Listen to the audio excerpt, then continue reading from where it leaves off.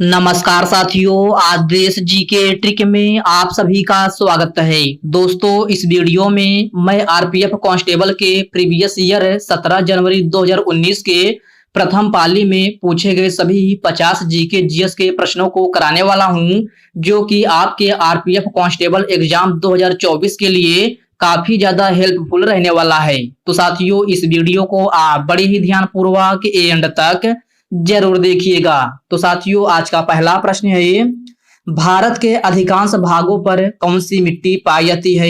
तो साथियों, भारत के अधिकांश भागों पर जलोढ़ मिट्टी पाई जाती है।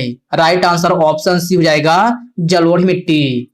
नेक्स्ट क्वेश्चन है, भारतीय राष्ट्रीय कांग्रेस की स्थापना किस वर्ष हुई थी? तो साथियों, भारतीय राष्ट्रीय कांग्रेस की स्थापना 1885 ईस्वी में हुई थी। राइट आंसर ऑप्शन ए हो जाएगा, 1885 ईस्वी में। ओके फ्रेंड्स, नेक्स्ट क्वेश्चन है, यदि द्रव माध्यम में केवल पानी हो तो उस मिश्रण को क्या कहा जाता है? तो साथियों, इस प्रकार के मिश्रण को समपार्श्विक मिश्रण कहा जाता है। राइट आंसर ऑप्शन डी हो जाएगा, समपार्श्विक मिश्रण।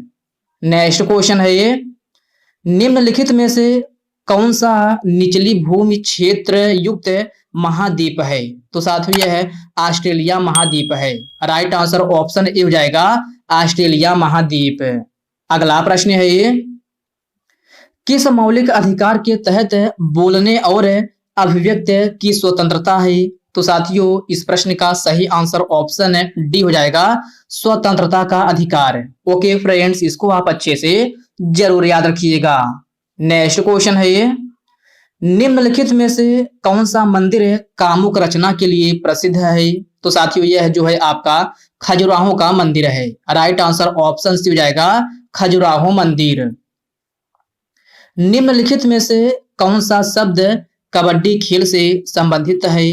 तो साथियों, कबड्डी खेल से संबंधित शब्द जो है AKFI है। राइट आंसर ऑप्शन ए हो जाएगा, AKFI। अगला प्रश्न है, ये निम्नलिखित में से कौन सा एक आणविक मोनोलिथ है? तो साथियों, यह ऑर्गन है। राइट आंसर ऑप्शन डी हो जाएगा, ऑर्गन। नेक्स्ट क्वेश्चन है, ये अंडमान और निकोबार को निम्न में से कौन सा चैनल अलग करता है? तो साथियों, अंडमान और निकोबार को 10 डिग्री चैनल अलग करता है। राइट आंसर ऑप्शन ए हो जाएगा, 10 degree channel. Okay friends, next question है, ये क्षय रोग और टीबी रोग किसके कारण होता है? तो साथियों, क्षय रोग और टीबी रोग जो है जीवाणु के कारण होता है। राइट आंसर ऑप्शन सी हो जाएगा, जीवाणु के कारण। घर्षण के कारण एक दूसरे के संपर्क में दो सतहों की सापेक्ष गति होती है। तो साथियों, इस प्रश्न का सही आंसर ऑप्शन सी हो जाएगा, स्थैतिक घर्षण। ओके फ्रेंड्स, इसको आप अच्छे से जरूर याद रखिएगा। कोल्लेरू झील निम्नलिखित में से किसके त्रिकोण में पाई जाती है? तो साथियों, यह गोदावरी और कृष्णा नदी के त्रिकोण में पाई जाती है। राइट आंसर ऑप्शन ए हो जाएगा। लोकसभा में कितने एंग्लो इंडियन सदस्य मनोनीत किए जाते हैं? तो साथियों, लोकसभा में जो है 2 सदस्य इंडियन सदस्य में जो है मनोनीत किए जाते हैं। राइट आंसर ऑप्शन डी हो जाएगा, 2 सदस्य। ओके फ्रेंड्स, इसको आप अच्छे से जरूर याद रखिएगा। आपसे पूछा जाए कि लोकसभा में कितने एंग्लो इंडियन सदस्य मनोनीत किए जाते हैं, तो आपका सही आंसर ऑप्शन डी हो जाएगा, 2 सदस्य। अगला प्रश्न है, ये कोशिका की नाभि की खोज किसने किया था? तो साथियों, यह रॉबर्ट ब्राउन ने किया था। राइट आंसर ऑप्शन सी हो जाएगा। अशोक का स्तंभ कहां पर स्थित है? तो मेरे प्यारे साथियों, अशोक का स्तंभ जो है सारनाथ में स्थित है। राइट आंसर ऑप्शन बी हो जाएगा, सारनाथ में। लकड़ी के लुगदी पर रासायनिक अभिक्रिया द्वारा निर्मित रेशे बनाया गया फाइबर है। तो साथियों, यह रेयान है। राइट आंसर ऑप्शन डी हो जाएगा, रेयान। नेक्स्ट क्वेश्चन है, रियो पैरा ओलंपिक 2016 में दीपा मलिक ने कौन सा पदक जीती थी? तो साथियों यह रजत पदक जीती थी। ओके फ्रेंड्स, इसको आप अच्छे से जरूर याद रखिएगा। इस प्रश्न का सही आंसर ऑप्शन ए हो जाएगा, रजत पदक।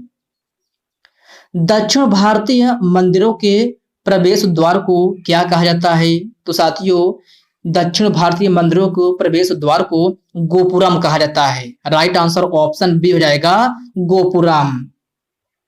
सापेक्ष घनत्व की इकाई क्या होती है? तो साथियों आप बताना है कि सापेक्ष घनत्व की इकाई क्या होती है। आपका ऑप्शन है किलोग्राम प्रति मीटर, किलो प्रति मीटर, या फिर मिलीमीटर, या जो है ऑप्शन डी है इनमें से कोई नहीं। तो साथियों सापेक्ष घनत्व की इकाई जो है इसकी कोई इकाई नहीं होती है। तो आपका सही आंसर ऑप्शन डी हो जाएगा, कोई इकाई नहीं होती है। ओके फ्रेंड्स, इसको आप याद रखिएगा। यह प्रश्न जो है आपके आरपीएफ कांस्टेबल की 17 जनवरी 2019 के प्रथम पाली का पूछा गया प्रश्न है। साथियों ये जो मैं क्वेश्चन आपको करा रहा हूँ ये सारे के सारे क्वेश्चन रियल हैं, बस इन क्वेश्चनों को जो है मैंने अपने से इसको टाइप किया है।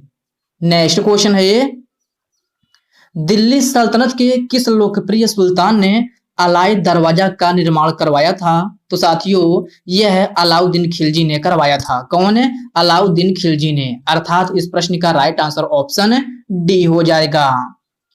बर्फ का गलनांक बिंदु है। तो साथियों बर्फ का गलनांक बिंदु जो है 273.15 केल्विन है। राइट आंसर ऑप्शन ए हो जाएगा। निम्नलिखित में से विश्व के सबसे ऊंचा जलप्रपात कौन सा है? तो साथियों आपसे पूछा गया है कि विश्व का सबसे ऊंचा जलप्रपात कौन सा है? तो साथियों विश्व का सबसे ऊंचा जलप्रपात जो है एंजिल जलप्रपात है। राइट आंसर ऑप्शन सी हो जाएगा, एंजिल जलप्रपात, जो कि वेनेजुएला में स्थित है। कहाँ? वेनेजुएला में। ओके फ्रेंड्स, इन पॉइंट को आप अच्छे से जरूर याद रखिएगा। सत्यमेव जयते किस उपनिषद से लिया गया है? तो साथियों सत्यमेव जयते जो है आपका मुंडक उपनिषद से लिया गया है। राइट आंसर ऑप्शन ए हो जाएगा, मुंडक उपनिषद से। ओलंपिक पदक विजेता सुशील कुमार का संबंध है किस खेल से है? तो साथियों ओलंपिक पदक विजेता सुशील कुमार का संबंध जो है कुश्ती से है। किससे? कुश्ती से। अर्थात इस प्रश्न का राइट आंसर ऑप्शन डी हो जाएगा। नर्मदा नदी किस स्थान से निकलती है? तो साथियों नर्मदा नदी जो है आपका मध्य प्रदेश के अमरकंटक से निकलती है। राइट आंसर ऑप्शन बी हो जाएगा, अमरकंटक। किस शहर को विश्व की लौह इस्पात और राजधानी के रूप में जाना जाता है? तो साथियों इस प्रश्न में आपसे पूछा गया है कि किस शहर को विश्व की लौह और इस्पात की राजधानी के रूप में जाना जाता है? तो आपका सही आंसर जो है ऑप्शन डी हो जाएगा, पिट्सबर्ग को। अगला प्रश्न है, भारत में किस नदी पर सबसे ऊंचा झरना पाया जाता है? तो साथियों आपको बताना है भारत में किस नदी पर सबसे ऊंचा झरना पाया जाता है? तो साथियों यह है शरावती नदी है। राइट आंसर ऑप्शन ए हो जाएगा, शरावती नदी पर जो है भारत का सबसे ऊंचा जलप्रपात है जोग पाया जाता है। क्या? जोग, जिसे महात्मा गांधी जलप्रपात के नाम से भी जाना जाता है, जो कि शरावती नदी आपका कर्नाटक राज्य में स्थित है। कहाँ? कर्नाटक राज्य में। अगला प्रश्न है, मौलिक अधिकार में समानता का अधिकार क्या है? तो साथियों मौलिक अधिकार में समानता का अधिकार जो है आपका ऑप्शन जो है सी हो जाएगा, कानून के समक्ष सभी लोग समान हैं। तो आपका सही आंसर ऑप्शन सी हो जाएगा। अगला प्रश्न है, महाबलीपुरम के प्रसिद्ध समुद्र तट का निर्माण किसने करवाया था? तो साथियों यह नरसिंह वर्मन द्वितीय ने करवाया था। कौन? नरसिंह वर्मन द्वितीय ने। अर्थात इस प्रश्न का राइट आंसर ऑप्शन ए हो जाएगा। निम्नलिखित में से किसको धार्मिक स्वतंत्रता का अधिकार दिया गया है? तो साथियों इस प्रश्न में आपसे पूछा गया है कि किसको जो है धार्मिक स्वतंत्रता का अधिकार दिया गया है। तो आपको ऑप्शन है केवल बहुमत, केवल विशिष्ट समुदाय, या केवल अल्पसंख्यक। लेकिन साथियों आपका धार्मिक स्वतंत्रता का अधिकार जो है सभी भारतीय नागरिकों को दिया गया है। तो इस प्रश्न का राइट आंसर ऑप्शन डी हो जाएगा, सभी भारतीय नागरिक।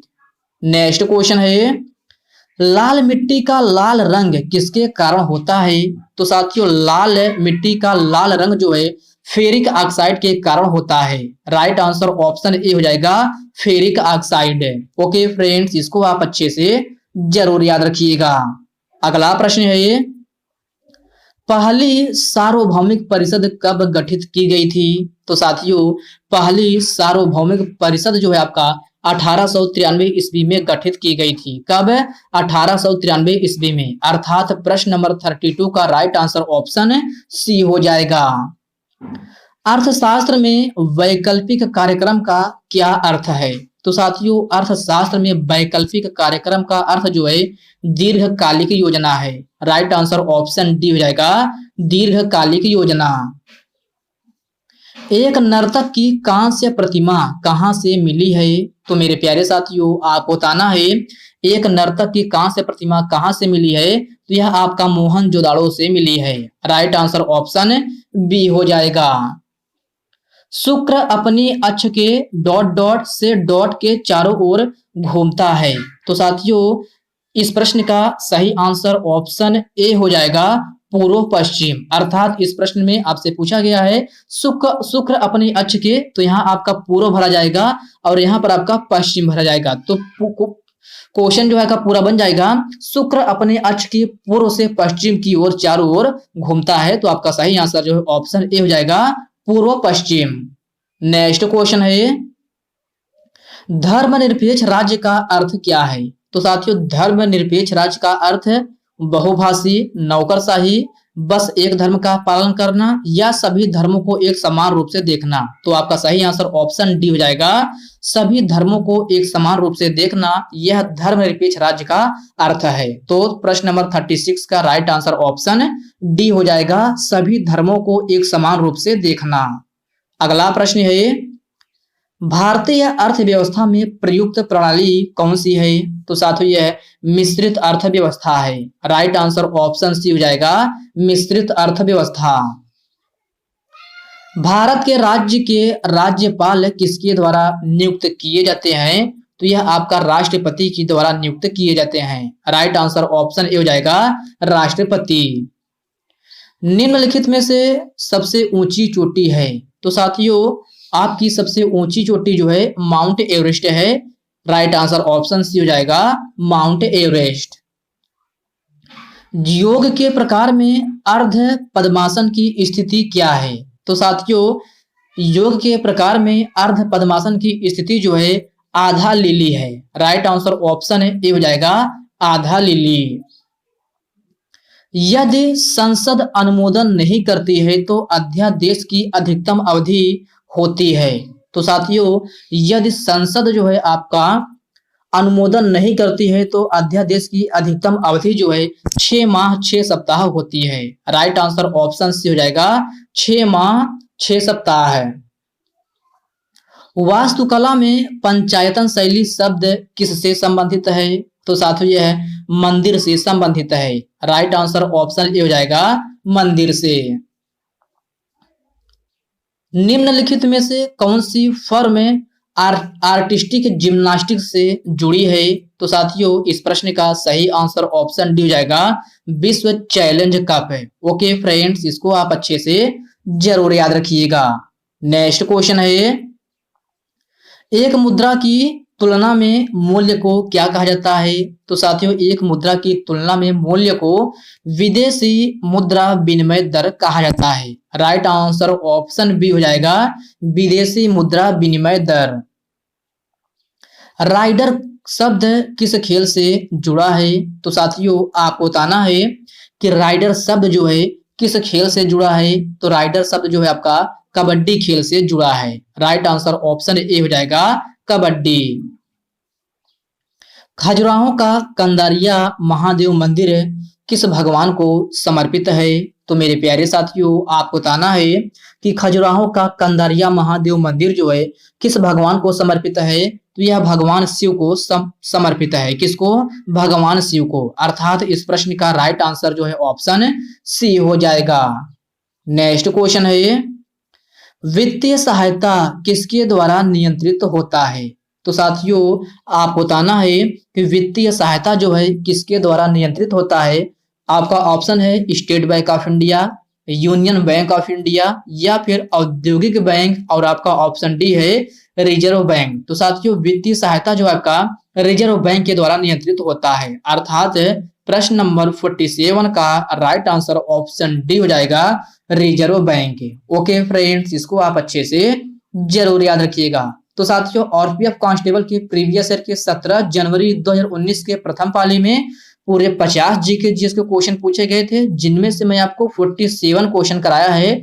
3 क्वेश्चन को मैंने नहीं टाइप किया है क्योंकि वो क्वेश्चन आपके वो जो है करंट अफेयर क्वेश्चन थे, तो काफी पुराने क्वेश्चन थे, इसलिए मैंने उन प्रश्नों को नहीं टाइप किया है। तो ये जो मैंने आपको 47 क्वेश्चन कराया है साथियों, ये आपका पूरा एकदम ओरिजिनल पेपर मैंने आपको कराया है। बस जो है इस क्वेश्चन को मैं आपको खुद से टाइप करके बताया हूं, तो इन प्रश्नों से मैं जो है आपका 47 क्वेश्चन करा दिया हूं। 3 क्वेश्चन मैं नहीं कराया हूं, बता दिया हूं ये जो है करंट अफेयर के क्वेश्चन थे। तो साथियों आज के इस वीडियो में बस इतने ही प्रश्न हैं। साथियों यह वीडियो आपको कैसी लगी आप कमेंट बॉक्स में कमेंट करके अपना फीडबैक जरूर दीजिएगा, और साथियों यह वीडियो आपके लिए थोड़ा हेल्पफुल लगा हो तो इस वीडियो को लाइक कर दीजिए, अपने साथियों के साथ शेयर कीजिए। फ्रेंड्स अभी तक आप चैनल को सब्सक्राइब नहीं किए हैं तो आप जो है चैनल को सब्सक्राइब करके बेल आइकन को जरूर से जरूर प्रेस कर लीजिएगा। तो चलिए साथियों इसी के साथ हम मिलते हैं किसी नेक्स्ट वीडियो में, तब तक के लिए जय हिंद दोस्तों।